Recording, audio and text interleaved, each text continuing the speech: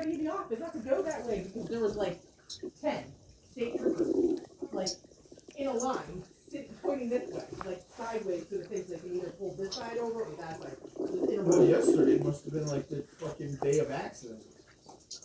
Like that accident over here, that was the black lady was in the SUV.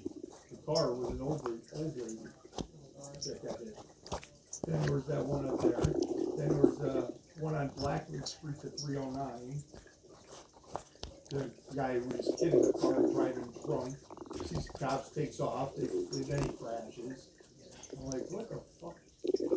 I'm sure it was